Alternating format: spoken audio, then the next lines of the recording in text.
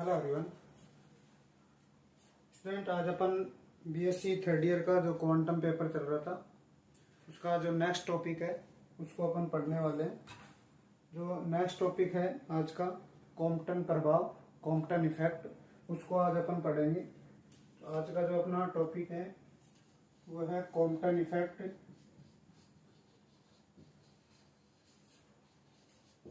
Compton effect, Compton प्रभाव। इसको अपन Compton प्रभाव होता क्या है इसको पहले अपन देखेंगे, फिर उसके बाद में कॉम्पटन विस्थापन क्या होता है उसका अपन डेरिवेशन करेंगे, जो आपके एग्जाम में पूछा जाता है कॉम्पटन विस्थापन। सबसे पहले कॉम्पटन प्रभाव को यदि अपन देखें, एक वैज्ञानिक है, कॉम्पटन नामक वैज्ञानिक है, जिसने क्या किया, एक ग्रेफाइट ब्लॉक लिया, एक ग्रेफाइट ब्लॉक, और इस ग्रेफाइट ब्लॉक पर एक्स किरणों को इंसिडेंट कराया। यहाँ से मान लो आपके पास कोई एक्स किरण सोर्स है एक, जिससे एक्स किरणें निकल रही है। ये मान लो आपके पास एक सोर्स है, एक्स रे सोर्स, एक्स किरण स्रोत, इससे एक्स किरणें निकल रही है और वो किस पे इंसिडेंट हो रही है, इस ग्रेफाइट ब्लॉक पे इंसिडेंट हो रही है। जब ग्रेफाइट ब्लॉक पे ये एक्स किरणें इंसिडेंट होती है तो कुछ एक्स किरणें इस ग्रेफाइट ब्लॉक पर आपतित होने के बाद प्रकीर्णित हो जाती हैं। प्रकीर्णन का मतलब क्या है कि कुछ एक्स किरणें इससे टकरा के अपने पथ से विचलित हो जाती है, उसको प्रकीर्णन बोल सकते हैं। जो प्रकीर्णित अपने पथ से विचलित होती है, और जो शेष एक्स किरणें वो बिना प्रकीर्णित हुए सीधे निकल जाती है। तो यदि यहाँ से एक्स किरणों को अपन इंसिडेंट कराते हैं तो कुछ एक्स किरणें अपने पथ से विचलित हो जाती है और कुछ सीधी निकल जाती है। मान लेते हैं ये जो प्रकीर्णित हुई है वो फाई कोण से प्रकीर्णित हुई है। इस फाई कोण को क्या बोलते हैं, प्रकीर्णन कोण बोलते हैं, स्कैटरिंग एंगल बोलते हैं। ये तो आपके पास है प्रकीर्णित एक्स किरणें, और ये अप्रकीर्णित एक्स किरणें, scattered X ray and unscattered X ray. यहां से ये है कि जब ग्रेफाइट ब्लॉक पर एक्स किरणों को इंसिडेंट कराते हैं तो कुछ एक्स किरणें इस ग्रेफाइट ब्लॉक से प्रकीर्णित हो जाती हैं, कुछ शेष जो है वो बिना प्रकीर्णित हुए सीधी निकल जाती हैं। इसका मतलब प्रकीर्णन के बाद, ग्रेफाइट ब्लॉक से प्रकीर्णन के बाद में दो प्रकार की अपन को विकिरणें मिलती हैं। यदि अपन यहाँ से आपतित जो एक्स किरणें हैं, आपतित एक्स किरणों की तरंग दैर्ध्य कितनी लें, लैम्डा, तो यहाँ से जो प्रकीर्णन के बाद में जो विकिरणें मिलती है उनकी जो तरंग दैर्ध्य होगी, एक की तरंग दैर्ध्य आपतित वाली तरंग दैर्ध्य के बराबर होगी। इसकी तो क्या होगी, आपतित, क्योंकि इसमें कोई चेंज नहीं हो रहा, सीधी निकल रही है। और इसकी जो वेवलेंथ है उसको लैम्डा डैश माने, तो ये लैम्डा डैश आपतित वाली विकिरण की तरंग दैर्ध्य से क्या होगा, अधिक होगा। तो यदि यहां से अपन ये देखें कि दो प्रकार की विकिरणें मिल रही हैं, लैम्डा डैश का मान लैम्डा से ज्यादा होता है और यहाँ पे अप्रकीर्णित वाली की इसके बराबर होता है। इसका रीजन क्या है कि ये लैम्डा डैश इस आपतित विकिरण की तरंग दैर्ध्य से ज्यादा क्यों मिलता है। इसका रीजन क्या है, जब यहां से एक्स किरणें इस ग्रेफाइट ब्लॉक पे इंसिडेंट होती हैं तो ग्रेफाइट ब्लॉक के अंदर परमाणु उपस्थित है। ग्रेफाइट ब्लॉक का मतलब कोई ग्रेफाइट है, उसका कोई टुकड़ा है, उसके अंदर परमाणु होंगे और परमाणुओं के अंदर क्या होंगे, इलेक्ट्रॉन उपस्थित होंगे। जब एक्स किरणों को अपन इस पे इंसिडेंट कराते हैं तो ये इलेक्ट्रॉन पे टक्कर करता है। जो इलेक्ट्रॉन पे टक्कर करेगा तो अपनी कुछ ऊर्जा ये एक्स किरणें किसको दे देती हैं, इलेक्ट्रॉन को दे देती हैं, और इलेक्ट्रॉन को देके कुछ एनर्जी इलेक्ट्रॉन को देके प्रकीर्णित होती है। इसका मतलब यदि अपन ये माने कि इनकी एनर्जी ई है आपतित वाली एक्स किरणों की, तो कुछ एनर्जी वो यहाँ पे उपस्थित इलेक्ट्रॉन को देंगे, जो मुक्त इलेक्ट्रॉन होंगे उनको देंगे, और बाद में वो निकल जाते हैं। तो मान लेते हैं प्रकीर्णित एनर्जी कितनी मान लेते हैं, ई डैश। आपको पता है ई बराबर क्या होता है, प्लांक के नियम अनुसार ई बराबर एच न्यू। यदि इसकी आवृत्ति अपन न्यू माने तो इसकी एनर्जी कितनी हो जाएगी, ई बराबर एच न्यू। कुछ एनर्जी इलेक्ट्रॉन को दे रहा है तो एनर्जी कम हो रही है, तो आवर्ती भी क्या होगी, कम, क्योंकि ई किसके समानुपाती है, न्यू के समानुपाती है।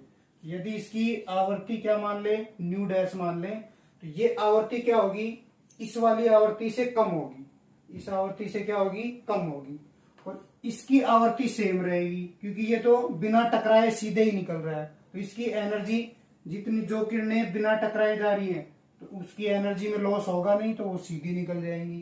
तो यहां से यदि ये देखें कि दो प्रकार की विकिरणें मिल रही हैं, एक की आवर्ती आपतित वाले से कम मिल रही है और एक की इसके बराबर मिल रही है। अब आपको पता है न्यू लैम्डा बराबर क्या होता है, सी, इसका मतलब लैम्डा बराबर सी अपॉन में क्या बोल सकते हैं, न्यू, तो लैम्डा किसके व्युत्क्रमानुपाती हो गया, न्यू के व्युत्क्रमानुपाती। यहां से आवर्ती का मान कम हो रहा है, तो लैम्डा का मान क्या हो जाएगा, बढ़ जाएगा, लैम्डा क्या हो जाएगा, बढ़ जाएगा, और ये न्यू मिल रहा है तो लैम्डा भी क्या मिलेगा, सेम लैम्डा मिलेगा। तो यहां से अपन बोल सकते हैं कि जब प्रकीर्णित एक्स किरणें मिलती है तो एक की जो तरंग दैर्ध्य है वो आपतित विकिरण की तरंग दैर्ध्य से अधिक, और आवर्ती की बात करेंगे तो कम, और एक की इसके बराबर, आवर्ती और लैम्डा दोनों क्या मिलेंगे, बराबर मिलेंगे। तो यहां से यदि अपन लिखना चाहें इस दो प्रकार की जो प्रकीर्णित एक्स किरणें मिलती हैं, इस घटना को अपन कॉम्पटन विस्थापन बोलते हैं, और कॉम्पटन विस्थापन में जो विकिरणें मिलती हैं उनकी तरंग दैर्ध्यों का अंतर, एक लैम्डा डैश वाली विकिरण मिल रही है, एक लैम्डा, इन प्रकीर्णित विकिरणों की तरंग दैर्ध्यों का अंतर, जिसको अपन डेल लैम्डा से डिनोट करते हैं, उसको अपन क्या बोलते हैं, कॉम्पटन विस्थापन बोलते हैं, उसको अपन क्या बोलेंगे, कॉम्पटन विस्थापन बोलेंगे। तो ये था आपके पास कॉम्पटन प्रभाव, कि जब ग्रेफाइट ब्लॉक पे एक्स किरणों को इंसिडेंट कराया तो दो प्रकार की विकिरणें मिली प्रकीर्णन के बाद में, एक की तरंग दैर्ध्य आपतित वाले से ज्यादा मिलती है और एक की उसके बराबर मिलती है, इन दोनों का अंतर जो है वो क्या कहलाता है, कॉम्पटन विस्थापन कहलाता है। इसमें लिखना क्या है, इसको अपन लिख देते हैं, जो भी आपको थ्योरी में लिखना है उसको अपन लिखते हैं, फिर इसका कॉम्पटन विस्थापन का डेरिवेशन अपन करते हैं। तो यहां से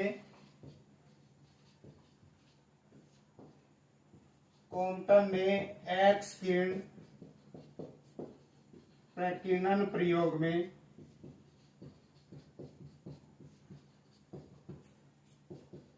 एक निश्चित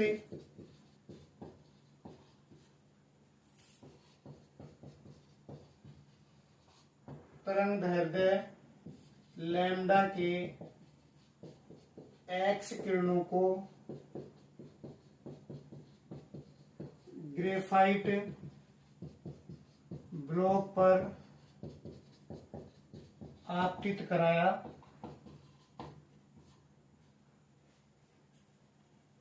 जिससे कुछ एक्स किरणें ग्रेफाइट ब्लॉक से प्रकीर्णित हो जाती हैं तथा शेष बिना प्रकीर्णित हुए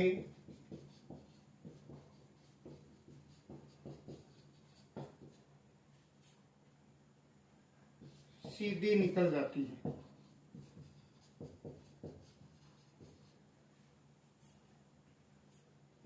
अर्थात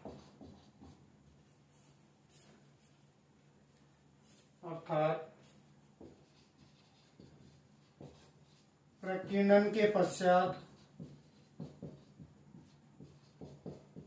दो प्रकार की एक्स किरणें प्राप्त होती हैं, जिनमें एक की तरंग दैर्ध्य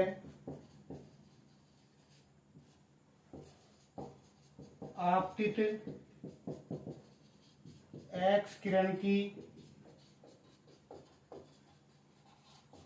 तरंग दैर्ध्य से अधिक तथा दूसरी की तरंग दैर्ध्य आपतित एक्स किरण के बराबर प्राप्त होती है।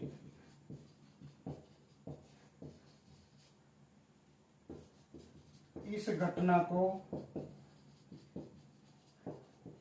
कॉम्पटन प्रभाव कहते हैं।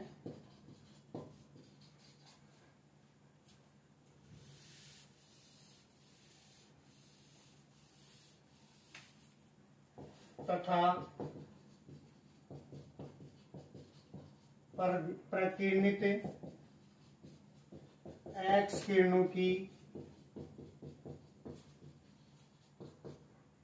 तरंग दैर्ध्यों का अंतर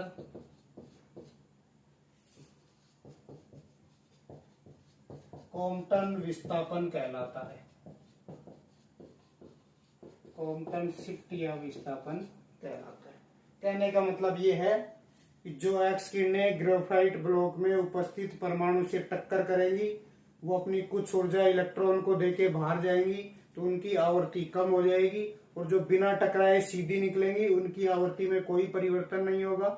जिनकी आवृत्ति कम होगी उनके लिए लैम्डा बढ़ जाएगा, और जिनकी आवृत्ति में चेंज नहीं हुआ उसका लैम्डा क्या रहेगा, जो आपतित विकिरण है उनकी लैम्डा के क्या रहेगा, बराबर रहेगा।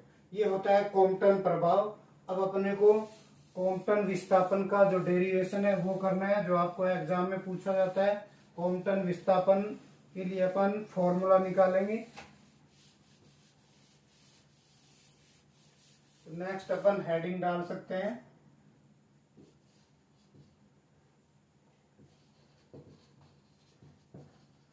डेरिवेशन ऑफ कॉम्पटन शिफ्ट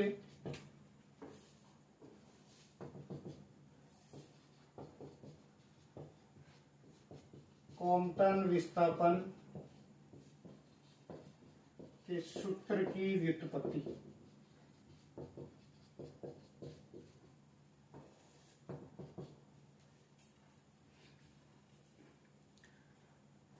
देखो, इसके लिए कॉम्पटन ने क्या किया, जैसा अपन ने इसका अभी प्रयोग देखा था, एक ग्रेफाइट ब्लॉक था, उसमें परमाणु उपस्थित है और परमाणु में क्या है, इलेक्ट्रॉन है।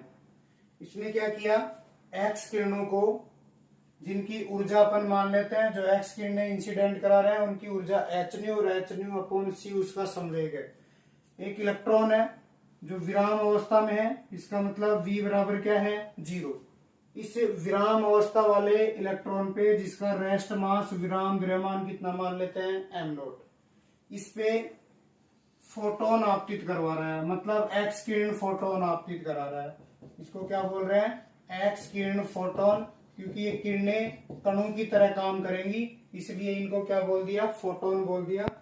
एक्स किरण फोटोन को इसने इस इलेक्ट्रॉन पे आपतित कराया। ये अपने पास है एक्स किरण फोटोन। इस एक्स किरण फोटोन की जो एनर्जी है वो मान लेते हैं एच न्यू है। इसकी प्रारंभिक जो आवृत्ति न्यू मान लिया, तो एनर्जी कितनी होगी, एच न्यू। अपन पहले पढ़ चुके हैं प्लांक के नियम में, एच न्यू अपॉन सी इसका क्या होगा, संवेग होगा। ये एक रेस्ट मास एम नॉट वाले विराम द्रव्यमान, विराम अवस्था में उपस्थित इलेक्ट्रॉन पे इंसिडेंट हो रहा है। जब ये फोटोन इस इलेक्ट्रॉन पे टकराएगा तो इसका फोटोन का क्या होगा, प्रकीर्णन होगा। प्रकीर्णन के बाद में दो किरणें मिलेंगी, एक आपके पास प्रकीर्णित किरण मिलेगी और एक अप्रकीर्णित किरण मिलेगी, मतलब सीधी निकल जाएगी। तो ये आपके पास मान लो इधर आपके पास प्रकीर्णित किरण मिल रही है, ये वाली, जिसकी एनर्जी अपन मान लेते हैं एच न्यू डैश है, और संवेग कितना मान लेते हैं, एच न्यू डैश अपॉन सी मान लेते हैं। ये आपके पास प्रकीर्णित एक्स किरण है, ये आपके पास आपतित था। और ये प्रारंभिक दिशा, ये वाली प्रारंभिक दिशा, ये मान के चलते हैं कि जो प्रकीर्णित फोटोन है वो प्रारंभिक दिशा से कितने कोण से प्रकीर्णित हो रहा है, फाई, जिसको अपन प्रकीर्णन कोण बोलते हैं, फाई। अब आपको पता है ये फोटोन इस इलेक्ट्रॉन से टक्कर करेगा तो अपनी कुछ ऊर्जा किसको देगा, इलेक्ट्रॉन को। और जब इलेक्ट्रॉन को ऊर्जा देगा तो इलेक्ट्रॉन भी क्या करेगा, गति करेगा। तो यहां से जब गति करेगा वही काम है, एक पत्थर है दूसरे पत्थर पे मारोगे तो यदि उसको ये पत्थर एनर्जी देता है तो पत्थर भी क्या करता है, गति करता है। तो यहाँ पे फोटोन इलेक्ट्रॉन को टक्कर करेगा तो इधर से क्या निकलेगा, फोटोन भी गति करेगा। मान लेते हैं फोटोन v वेग से गति कर रहा है और इसका द्रव्यमान कितना है, m है, और प्रारंभिक दिशा से कितना एंगल बनाते हुए निकल रहा है, थीटा एंगल बनाते हुए निकल रहा है। इसके अंदर आपको ऊर्जा संरक्षण और संवेग संरक्षण नियम लगा के इसको सोल्व करना है, आपके पास कॉम्पटन विस्थापन आ जाएगा। थ्योरी के अंदर क्या लिखना है, कॉम्पटन ने क्वांटम सिद्धांत के आधार पर इस कॉम्पटन प्रभाव की व्याख्या की। इसके लिए उसने एक विराम अवस्था वाले इलेक्ट्रॉन जिसका विराम द्रव्यमान m नॉट है उस पर h न्यू ऊर्जा तथा h न्यू अपॉन c संवेग वाले फोटोन को x दिशा में गति करवाते हुए आपतित कराया। आपतित होने के बाद फोटोन का प्रकीर्णित होता है। मान लो प्रकीर्णित फोटोन प्रारंभिक दिशा से फाई कोण बनाते हुए जा रहा है जिसकी एनर्जी h न्यू डैश और संवेग h new dash upon c है, तथा जो इलेक्ट्रॉन है ये v वेग से प्रत्यक्षिप्त हो रहा है, मतलब निकल रहा है। निकलने को क्या बोल सकते हैं, प्रत्यक्षिप्त। ये इलेक्ट्रॉन यहां से निकलेगा क्योंकि इसको एनर्जी मिलेगी। प्रत्यक्षिप्त इलेक्ट्रॉन या रिकॉल इलेक्ट्रॉन। इसके अंदर आपको कंजर्वेशन लॉ लगाना है। देखो कंजर्वेशन लॉ, सबसे पहले अपन एनर्जी कंजर्वेशन लॉ लगाते हैं। वाई एनर्जी कंजर्वेशन ऊर्जा संरक्षण नियम से, आप लिख लेना ऊर्जा संरक्षण नियम से। ऊर्जा संरक्षण नियम से, संरक्षण नियम क्या होता है, कंजर्वेशन लॉ क्या होता है, टक्कर से पहले ऊर्जा टक्कर के बाद ऊर्जा के क्या होगी, बराबर होगी, उसको अपन कंजर्वेशन लॉ बोलते हैं। यहाँ पे आपके पास फोटोन है और इलेक्ट्रॉन है। टक्कर से पहले फोटोन की एनर्जी कितनी दे रखी है, h न्यू दे रखी है। इसका रेस्ट मास कितना दे रखा है, m नोट। तो इसकी ऊर्जा m नोट इंटू में कितना हो जाएगा, c स्क्वायर हो जाएगा। ये रेस्ट मास एनर्जी है क्योंकि इलेक्ट्रॉन रेस्ट पोजीशन में है, और फोटोन की आपको एनर्जी ऑलरेडी दे रखी है। इज इक्वल टू टक्कर के बाद फोटोन ये निकल रहा है, इधर से ये फोटोन निकल रहा है, तो यहां से आपके पास एनर्जी कितनी दे रखी है, h न्यू डैश दे रखी है। और एक इलेक्ट्रॉन कितना द्रव्यमान दे रखा है, m, तो इसकी एनर्जी कितनी हो जाएगी, m इंटू में c स्क्वायर। यहाँ पे मूविंग मास है, गतिशील द्रव्यमान, और यहाँ पे ये विराम द्रव्यमान। ये आपके पास इक्वेशन आ गया ऊर्जा संरक्षण नियम लगाने के बाद। इसको अपन सोल्व कर लेते हैं, जिसकी जरूरत पड़ेगी आगे। m इंटू सी स्क्वायर को वन साइड और बाकी h न्यू डैश को इधर भेज देते हैं, तो ये इधर आएगा तो माइनस का बन गया, h new minus h new dash plus का m नोट इंटू में क्या हो गया, c स्क्वायर हो गया। इसका स्क्वायर करना है क्योंकि आगे काम आएगा इसका स्क्वायर। इसका स्क्वायर करोगे तो m स्क्वायर c की पावर कितना बनेगा, 4। इधर भी स्क्वायर कर दो, इधर स्क्वायर करोगे तो इसको a मान लो और इसको b मान लो, तो a प्लस बी स्क्वायर, ये ऐसे लिख दो पहले, न्यू माइनस न्यू डैश, इसमें से h कॉमन ले लिया, और प्लस का m नोट c स्क्वायर, और इस पूरे का क्या करना है, आपको स्क्वायर करना है। इस पूरे का स्क्वायर करोगे तो ये a प्लस बी, तो m स्क्वायर c की पावर 4 क्या बन गया, a square h square nu minus nu dash का square plus m nought square c की पावर 4, इसका स्क्वायर कर दिया, plus 2ab 2h m nought c square nu minus का क्या बन गया, न्यू डैश बन गया। इसको इक्वेशन नंबर 1 दे दो। ये ऊर्जा संरक्षण नियम लगाया। ऊर्जा संरक्षण नियम से अपने को जो वैल्यू चाहिए थी वो निकाल ली, m इंटू सी स्क्वायर, और इसका क्या कर दिया, स्क्वायर कर दिया। नेक्स्ट आपको संवेग संरक्षण नियम लगाना है, क्योंकि आप जानते हो जो मोमेंटम होता है, संवेग होता है, एक सदिश राशि होती है, और सदिश राशि का x दिशा में घटक अलग आता है और y दिशा में घटक अलग आता है। तो अपन संवेग संरक्षण नियम एक बार x डायरेक्शन में लगाएंगे, एक बार y डायरेक्शन में लगाएंगे। तो यदि यहां से लिखें y मोमेंटम कंजर्वेशन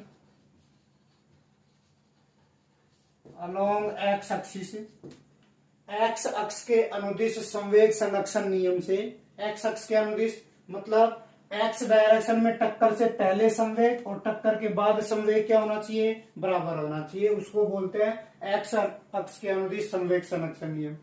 आपको पता है ये जो फोटोन है, ये फोटोन एक्स दिशा में चलते हुए टक्कर कर रहा है, इसका मतलब इस डायरेक्शन में चल रहा है और इस डायरेक्शन में संवेग कितना दे रखा है, एच न्यू अपॉन सी दे रखा है। तो इसका जो संवेग होगा एक्स डायरेक्शन में वो कितना है, एच न्यू अपॉन सी।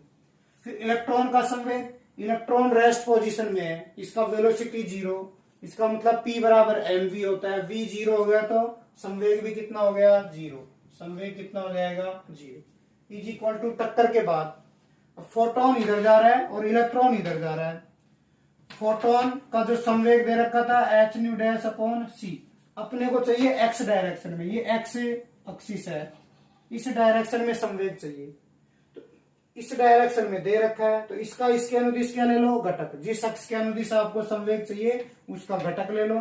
तो आपको इस डायरेक्शन में दे रखा है, चाहिए इस डायरेक्शन में, तो इसका इसके अनुदिश क्या लेंगे, घटक, तो क्या आएगा कंपोनेंट एच न्यू डैश सी इंटू में कोस फाइव, क्या आ गया, कोस फाइव आ गया, प्लस ऐसे ही इस इलेक्ट्रॉन जा इस डायरेक्शन में रहा है और चाहिए आपको एक्स डायरेक्शन में, तो इसका इसके अनुदिश क्या ले लो, घटक, इसका संवेग कितना होगा, P बराबर mv, v वेलोसिटी से जा रहा है, द्रव्यमान m दे रखा है, तो mv इंटू में क्या आ जाएगा, कोस थीटा आ जाएगा।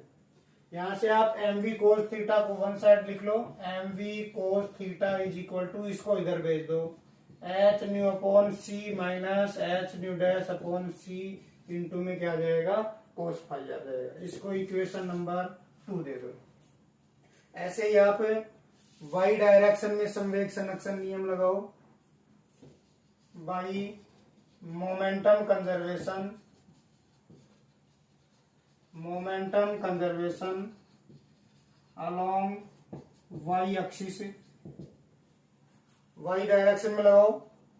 अब ये फोटोन x डायरेक्शन में चल रहा था, इसका मतलब इसका y डायरेक्शन में संवेग कितना होगा, 0, तो संवेग भी कितना हो गया, 0, y डायरेक्शन में चल ही नहीं रहा तो संवेग कितना हो जाएगा, 0, फोटोन का संवेग 0, इसका तो ऑलरेडी 0 है क्योंकि ये तो रेस्ट में है, टक्कर से पहले संवेग 0 आ रहा है, टक्कर के बाद ये आपके पास y एक्सिस है, ये वाली, ये y एक्सिस है, जैसे आपने x डायरेक्शन में निकाला तो इसका x डायरेक्शन में घटक ले लिया, अब किस में ले लो, y डायरेक्शन में, ये पूरा एंगल 90 डिग्री का होता है, तो ये कितना बच जाएगा, 90 माइनस का 5 बच जाएगा, तो y अक्ष के अनुदिश घटक कितना आएगा, एच न्यू डैश अपॉन सी कोस, इस बार तो एंगल 5 दे रखा था, अब कितना दे रखा है, 90 माइनस कितना दे रखा है, 5 दे रखा है, इसके बाद में प्लस ये इसका भी y डायरेक्शन में घटक लेना है, ये आपके पास इस डायरेक्शन में जा रहा है और आपको चाहिए y डायरेक्शन में, तो एंगल कितना बन रहा है, ये तो 90 डिग्री है और ये थीटा है, तो 90 प्लस कितना हो गया, थीटा, तो आपके पास यहां से कितना आ जाएगा, एम वी कोस 90 प्लस कितना आ गया, थीटा आ गया। ये आपके पास y डायरेक्शन में मोमेंटम कंजर्वेशन लगा दिया। अब अपने को डायग्राम की जरूरत है नहीं, इसको अपन रफ कर देते हैं। यहां से यदि अपन सोल्व करें तो 0 is equal to h nu dash upon C, cos 90 minus 5 क्या होता है, sine 5, m v cos 90 plus theta क्या होता है, माइनस साइन थीटा होता है, क्योंकि सेकेंड क्वाड्रेंट में कोस क्या होता है, माइनस का होता है, ये फर्स्ट क्वाड्रेंट है उसमें क्या होता है, प्लस का होता है, तो इसको क्या लिख सकते हैं, एम वी को sine theta, m v sine theta is equal to h nu dash upon C into में क्या आ गया, साइन 5, समीकरण नंबर क्या आ गया, 3 आ गया। क्या करना है, ये स्टेप आपको ध्यान रखनी है, कैसे कैसे सोल्व कर रहे हैं। पहले एनर्जी कंजर्वेशन लॉ लगा दिया, आपके पास इक्वेशन 1 आ गई, फिर एक्स और वाई डायरेक्शन में मोमेंटम कंजर्वेशन लॉ लगा दिया, संवेग संरक्षण, समीकरण 2 और 3 आ गई। नेक्स्ट स्टेप में क्या करना है, समीकरण 2 और 3 का वर्ग करके जोड़ना है, समीकरण पर लिख देता हूं मैं, समीकरण 2 व 3 का वर्ग करके जोड़ने पर, वर्ग करके जोड़ोगे, देखो वर्ग करो इसका वर्ग करोगे m square we square cos square theta, plus इसका वर्ग करो m square we square sine square क्या हो गया थीटा। इधर भी वर्ग कर दो, इसका वर्ग करो पहले H nu upon C H nu dash upon सी कोस फाइव, इसका आपको वर्ग करना है, प्लस इसका वर्ग करना है, इसका वर्ग कितना हो जाएगा H square nu dash square सी स्क्वायर साइन स्क्वायर फाइव। समीकरण 2 और 3 का अपन ने वर्ग करके क्या कर दिया जोड़ दिया। तो इसको सोल्व कर लो अब। समीकरण 2 3 का वर्ग करके जोड़ने पर जो इक्वेशन आई उसको सोल्व करो। यहां से देखो M square we square common आ गया, क्या बचेगा cos square theta plus sine square theta क्या होता है 1। तो यहां से तो क्या बचा एम स्क्वायर इंटू में v square is equal to, इसको सोल्व कर लो, इसका स्क्वायर खोल लो, इसका स्क्वायर खोलोगे तो a माइनस बी का होल स्क्वायर है, तो A square nu square upon C square plus H square nu dash square C square cos square phi minus का 2ab, तो 2 ये एच अपॉन सी 2 बार गुणा होगा तो एच स्क्वायर अपॉन सी square nu dash cos phi आ गया, और प्लस का ये आपके पास ऑलरेडी है C square sine square phi आ गया। ठीक है, इसको सोल्व करो, इस टर्म में और इस टर्म में दोनों में H square nu dash square सी स्क्वायर कॉमन आ रहा है, जब इनको कॉमन ले लोगे तो इधर तो बचेगा कोस स्क्वायर फाइव और इधर बचेगा साइन स्क्वायर फाइव, क्या हो जाएगा 1, cos square plus sine square क्या होता है 1। तो एक term H square nu square upon सी स्क्वायर, इन दोनों टर्म में से क्या बचेगा H square nu dash square upon सी स्क्वायर, और एक टर्म ये ऐसे कैसे बच गई 2h स्क्वायर अपॉन सी स्क्वायर न्यू डैश इंटू में क्या आ गया cos phi M square we square. तीनों में सी स्क्वायर, देखो तीनों में सी स्क्वायर है, इसको इधर भेज दो, कॉमन लेके इधर भेज दो, तो क्या बनेगा वी स्क्वायर सी square h square nu square plus H square nu dash square 2h square nu dash into में क्या आ गया कोस फाइव। इसको इक्वेशन नंबर दे दो 4। क्या किया था समीकरण 2 और 3 का वर्ग करके जोड़ा था, उसको सोल्व किया था, आपके पास समीकरण 4 आ गई। लास्ट स्टेप में क्या करना है समीकरण 4 माइनस समीकरण 1, समीकरण 4 में से एक को क्या करना है घटाना है। जो मोमेंटम कंजर्वेशन वाली इक्वेशन है उसको एनर्जी कंजर्वेशन वाली इक्वेशन में से घटाना है। घटा दो समीकरण 4 में से समीकरण 1 को, तो इधर तो आपके पास क्या है m square we square C square minus इधर क्या आएगा एम स्क्वायर सी की पावर 4 आ गया। इधर एक बार इनको लिख दो, फिर घटाओगे तो किसके हो जाएंगे माइनस के, H square plus H square nu dash square 2h square nu dash cos five, और ये घटाओगे तो ये माइनस के होंगे H square nu minus nu dash का होल स्क्वायर, ये भी माइनस का बनेगा एम नॉट स्क्वायर सी की पावर 4, और लास्ट टर्म क्या आएगी 2h am not C square nu minus का क्या बच गया न्यू डैश बच गया। समीकरण 4 में से समीकरण 1 को घटा दिया, इसमें जो टर्म कट रही है उन टर्म्स को आप कैंसिल आउट कर दो। कुछ कट रहा है क्या देखो, अभी तक तो कुछ कटेगा नहीं, पहले अपन इसमें वैल्यू पुट करते हैं। देखो कटेगा तब, इधर m दे रखा है इधर m नोट दे रखा है, इधर m और इधर m नोट, इसका मतलब या तो इधर m नोट बनाओ या फिर इधर m बनाओ, तभी ये आपस में कैंसिल आउट होंगे।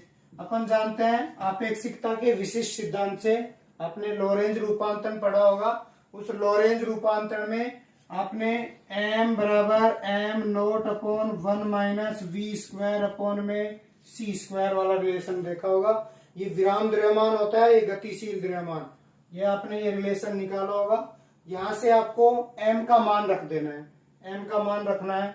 क्या रखोगे m का मान, यहाँ पे m का मान रख दो, या फिर अपन इसको और सिंपल तरीके से सोल्व करना चाहें तो आप इसको क्या रख सकते हो m इंटू में ये इसमें रखना ही पड़ेगा आपको। पहले यदि अपन इसको सोल्व कर लेते हैं, ऐसी टर्म बना लें इसमें, देखो इसमें से इस वाली टर्म में अपन क्या करें, एम स्क्वायर सी की पावर 4 को कॉमन ले लेते हैं। एम स्क्वायर सी की पावर 4 को कॉमन ले लिया तो क्या बच गया, और माइनस में भी मैं कॉमन ले लेता हूं, इस पूरे को कॉमन ले लिया तो यहां तो क्या बच गया, 1 बच गया, यहां तो प्लस का 1, और यहां पे क्या बचेगा, माइनस, क्योंकि माइनस कॉमन लिया है। एम स्क्वायर कॉमन ले लिया, सी स्क्वायर भी कॉमन में आ जाएगा, क्या बचेगा आपके पास, एक तो वी स्क्वायर बच गया, और अपॉन में क्या बचेगा, सी स्क्वायर। कैसे, क्योंकि आपको सी की पावर 4 लेना है, तो सी स्क्वायर से ऊपर नीचे गुणा करोगे तो एम स्क्वायर सी की पावर 4 तो कॉमन आ गया, क्या बच गया, एक तो सी स्क्वायर, ये वी स्क्वायर, और बटे में क्या बच गया, C square is equal to, यहां से ये ऐसे कैसे, H square nu dash square 2h square nu dash cos phi minus H square nu dash का whole square M note C की power 4 2h M note C square nu minus nu dash. केवल इसमें से M square सी की power 4 को common लिया है, common लेने के बाद में आपके पास ये बच जाएगा। अब वैल्यू पुट कर दो, अब एम की वैल्यू, अब यहां से इससे एम का मान इसमें पुट कर दो। जब एम का मान यहाँ पे पुट करोगे तो माइनस का एम, यहाँ पे एम स्क्वायर है तो इसका भी स्क्वायर हो जाएगा, कितना आएगा, एम नॉट स्क्वायर, इसका स्क्वायर करोगे तो अंडर रूट क्या हो जाएगा, हट जाएगा, 1 माइनस वी स्क्वायर अपॉन सी स्क्वायर इनटू में आपको सी की पावर 4 दे रखा है, 1 माइनस वी स्क्वायर अपॉन में क्या दे रखा है, सी स्क्वायर। और जो आपके पास है राइट साइड वैल्यू है वो उसको ऐसे कैसे लिख दो, एच स्क्वायर प्लस का H square nu dash square minus का 2h square nu dash into में cos phi minus H square nu dash का स्क्वायर और एम नॉट स्क्वायर सी की power 4 minus 2h am not C square nu minus का nu dash. यहां से यदि अपन इसको देखें तो ये कैंसिल आउट हो जाएगा, 1 माइनस वी स्क्वायर अपॉन सी स्क्वायर से, तो इधर क्या बच गया, एम नॉट स्क्वायर सी की पावर 4 बच गया।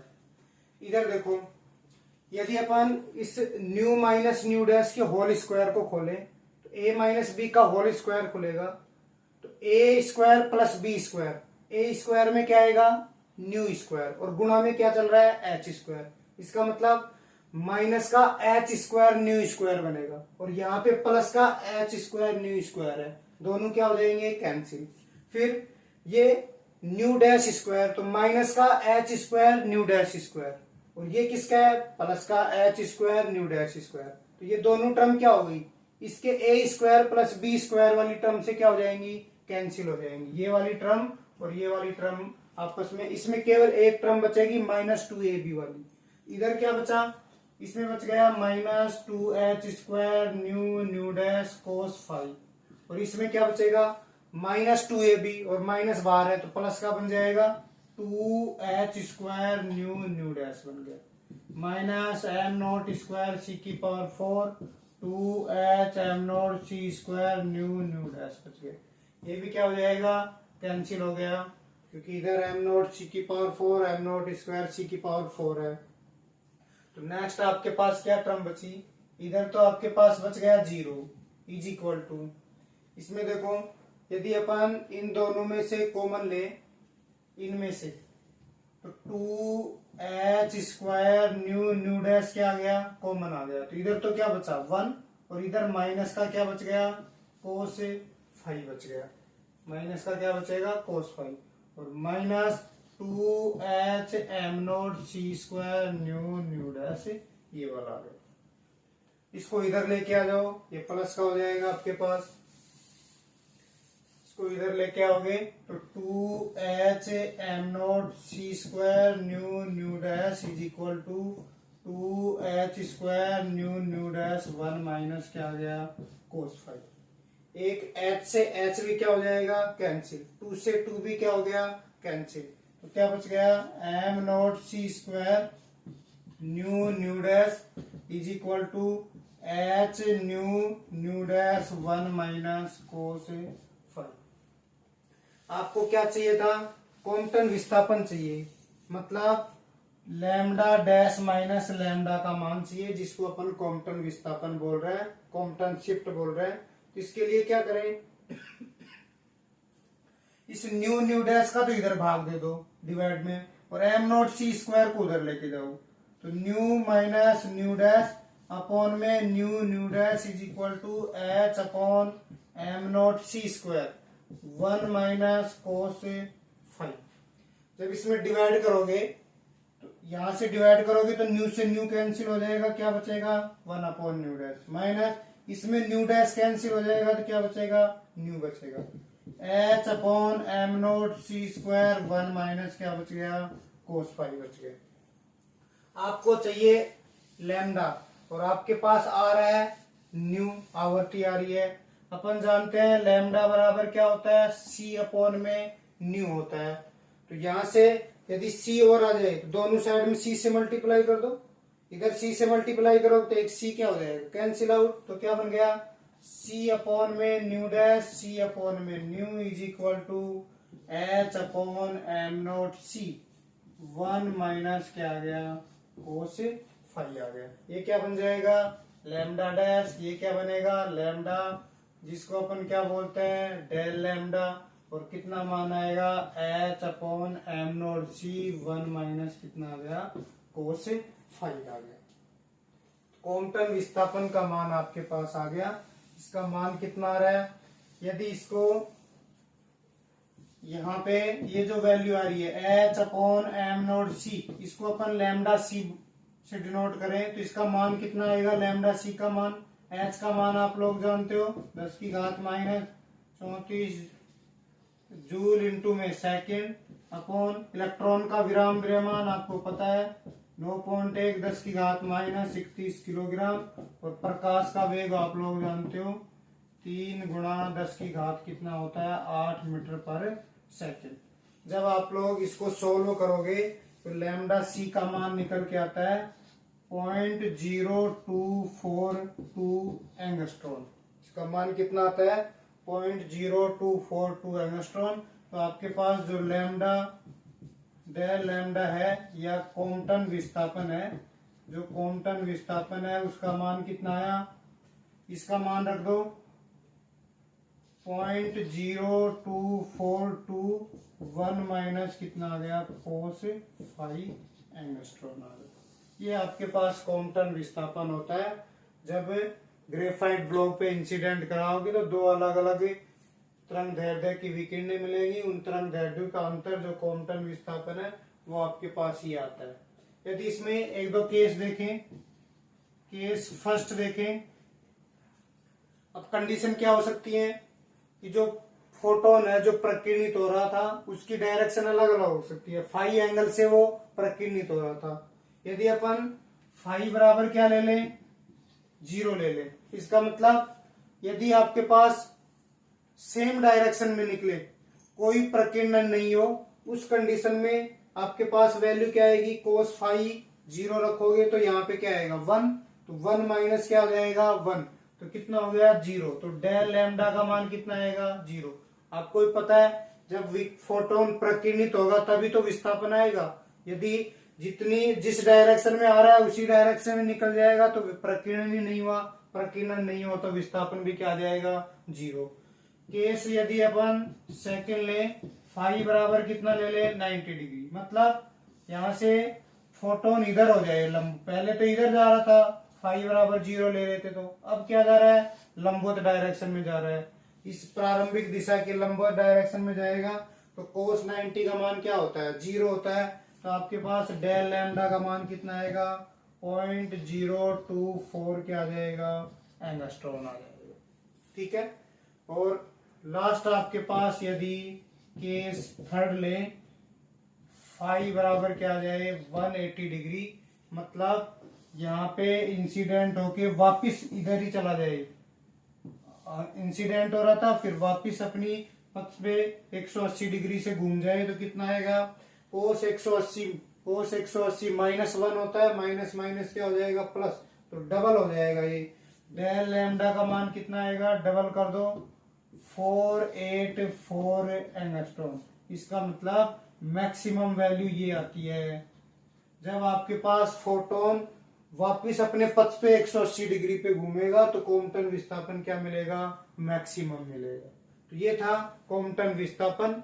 नेक्स्ट लेक्चर के अंदर अपन इसी का जो टॉपिक है, जो आपके पास फोटोन इलेक्ट्रॉन को एनर्जी दे रहा था, जो प्रतिक्षिप्त इलेक्ट्रॉन था जो निकल रहा था उसको प्रतिक्षिप्त इलेक्ट्रॉन बोल रहे थे, उसकी गतिज ऊर्जा कितनी होगी, उस गतिज ऊर्जा का मान निकालना है। कहने का मतलब जो फोटोन इलेक्ट्रॉन को ऊर्जा देगा, तो इलेक्ट्रॉन के पास ऊर्जा आई कहां से, फोटोन से। जो फोटोन इलेक्ट्रॉन को एनर्जी देगा वही उसकी क्या होगी, गतिज ऊर्जा। आपको उसका मान निकालना है कि उससे इलेक्ट्रॉन की गतिज ऊर्जा होती कितनी है, मतलब फोटोन इलेक्ट्रॉन को कितनी ऊर्जा देता है, उस एनर्जी का मान आपको निकालना है, क्योंकि वो एग्जाम में बहुत बार पूछा हुआ है। तो आज के लिए इतना ही।